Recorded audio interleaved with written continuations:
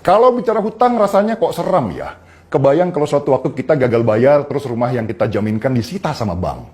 Belum lagi harus berhadapan dengan debt collector yang wajahnya diseram-seramkan.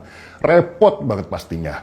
Hutang jadi nggak menarik kalau pas bayarnya. Tapi waktu minjamnya, rasanya manis banget.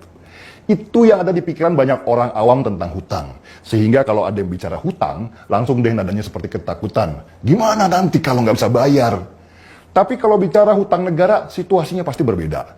Tidak ada jaminan di sana. Yang ada hanya kepercayaan. Percaya bahwa negara bisa bayar dilihat dari seberapa besar pendapatan negara itu. Juga dilihat apakah selama ini cicilan hutang negara ke yang memberikan hutang itu lancar. Kalau selama ini lancar, ya aman. Berikan mereka hutang lagi, pasti akan dibayar. Karena itulah ada beberapa negara yang sangat dipercaya untuk berhutang, meskipun hutang mereka lebih besar dari pendapatan mereka. Contohnya Jepang. Jepang sekarang ini punya hutang hampir 180.000 triliun rupiah. Hutang Jepang lebih besar dari pendapatan mereka. Tapi kenapa kok Jepang terus dihutangi? Ya karena mereka nggak pernah gagal bayar. Orang tetap percaya kalau Jepang berhutang. Nggak ada jaminan apa-apa. Yang ada cuman surat hutang saja. Begitu juga Amerika. Hutang Amerika ke banyak lembaga dan negara lain totalnya sudah hampir mencapai 800.000 triliun rupiah. Sama dengan Jepang, hutang Amerika jauh lebih besar dari pendapatannya. Tetapi kenapa Amerika masih dipercaya untuk dihutangi? Ya karena kepercayaan itu bahwa negara sebesar Amerika tidak akan bangkrut atau jatuh. Kalau Amerika bangkrut, seluruh dunia akan bangkrut. Makanya Amerika dijaga terus supaya nggak bangkrut. Dengan cara apa? Ya dihutangi terus. Jadi jangan takut kalau negara Indonesia punya hutang. Apalagi ditakut-takuti sama oposisi dengan narasi setiap anak Indonesia sudah menanggung hutang 20 juta rupiah. Hutang nggak ada masalah. Yang masalah adalah apakah kita mampu membayarnya. Hutang negara kita bukan hanya ada sejak zaman Jokowi saja. Bahkan sejak zaman Soekarno itu juga sudah ada. Sebagai negara baru kita perlu uang untuk membangun negara kita, sedangkan kas kita kosong. Gimana caranya? Ya hutang dululah. Begitu juga zaman Soeharto yang berkuasa 32 tahun lamanya, hutang terus untuk bangun jalan, bangun gedung, dan bangun sistem ekonomi di Indonesia. Semua dibangun dengan hutang tanpa jaminan. Ada juga sih hutang yang ditukar dengan kepemilikan tambang misalnya. Masalahnya ketika duit hutangan sudah di tangan, apa yang dilakukan? Sebagian buat bangun negara. Dan kebiasaan zaman dulu, sebagian buat bancaan, korupsi besar-besaran. Belum lagi komisi sebagai penghubung antara penghutang dengan yang ngutangi. Anggaplah dapat 1% saja komisi dari hutang 1.000 triliun. Dapat berapa tuh ya? 10 triliun. Banyak juga ya. Akhirnya hutang yang awalnya untuk bangun negara, sebagian dipakai konsumtif buat party-party.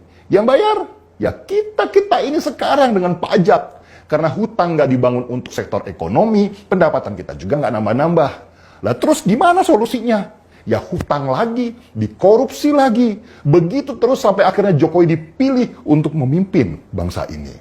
Jokowi menerima warisan hutang ribuan triliun rupiah. Catat ya. Ada yang jatuh tempo, harus dibayar secepatnya. Ada yang cicilannya masih panjang, sampai ke bulan. Yang ada di pikiran Jokowi waktu itu, ketika menerima warisan hutang, bukan seberapa besar hutangnya, tetapi bagaimana cara membayar hutangnya. Kalau duit dari pendapatan negara sekarang untuk bayar hutang sih, ya bisa-bisa aja. Tapi masalahnya kan nanti kita nggak punya duit lagi. Gimana kita bisa naikkan ekonomi kita lebih besar lagi kalau nggak ada uang? Begitu dilema pemerintah pada waktu awal menjabat. Akhirnya diambillah keputusan. Oke, kita hutang lebih besar lagi. What? Kok malah berhutang? Yang sekarang saja bayarnya sudah berat. Masa harus nambah besar lagi? Begini kata Jokowi. Indonesia ini negara kaya. Sangat kaya. Cuman kita belum maksimal kelola kekayaan kita. Anggaplah sekarang kekayaan Indonesia ini 1.000. Tapi yang dikelola cuman 100. Masih ada 900 lagi yang belum dimanfaatkan. Kalau ini bisa kita kelola, kita bahkan bisa lunasi hutang-hutang kita ke depannya. Terus, gimana ngelola harta yang besar itu sedangkan kita nggak punya uang? Ya kita hutang, kata Jokowi. Hutang ini untuk bangun infrastruktur di mana-mana, dari Aceh sampai Papua. Kalau infrastruktur sudah ada, maka investasi akan masuk ke Indonesia. Kalau asing sudah investasi, maka ekonomi sekitar akan meningkat. Dengan meningkatnya pendapatan mereka, otomatis pendapatan negara juga akan meningkat. Dan meski hutang kita besar, tetapi ekonomi kita juga akan membesar. Ketika ekonomi kita besar, mau sebesar apapun hutang kita sekarang, kita akan bisa membayar. Ketika kita bisa bayar, maka kita akan mendapatkan kepercayaan internasional. Kalau internasional sudah percaya sama Indonesia, akan banyak lagi perusahaan asing yang masuk ke sini. Kalau mereka lebih banyak lagi masuk ke sini, maka ekonomi kita akan lebih besar lagi. Begitu seterusnya, sampai kelak Indonesia akan menjadi raksasa.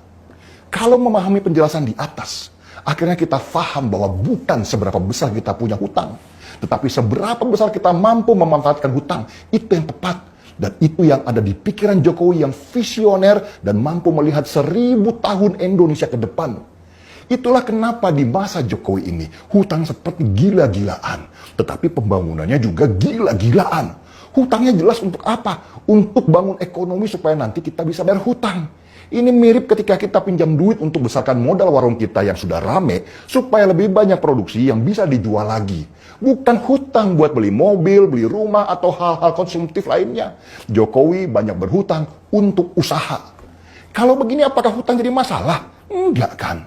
Kalau warung kita jadi besar, bahkan bisa menjadi supermarket misalnya, tentu kita lebih mudah nyicil hutang. Nah, kalau kita pengen bikin 10 supermarket lagi, ya hutang lagi. Begitu terus sampai akhirnya tanpa sadar, kita yang tadinya wira swastawan kecil, tiba-tiba tumbuh menjadi konglomerat.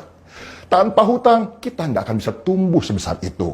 Asal yaitu, hutangnya buat pengembangan usaha, bukan buat hura-hura. Dan seharusnya kita juga mulai pintar. Jangan mau lagi dibohongi sama narasi-narasi yang menakutkan itu. Mereka yang ketakutan itu ya hidupnya gitu-gitu aja. Nggak ada perkembangan. Mereka bilang, hutang itu mengerikan. Ya kita bantah. Enggak. Asal jelas manfaatnya untuk apa. Kalau yang berhutang adalah orang seperti Jokowi, saya misalnya sebagai pemberi hutangan pasti percaya. Karena saya tahu dia pasti bayar. Dan saya juga mendapatkan keuntungan dari dia. Seruput dulu kopinya.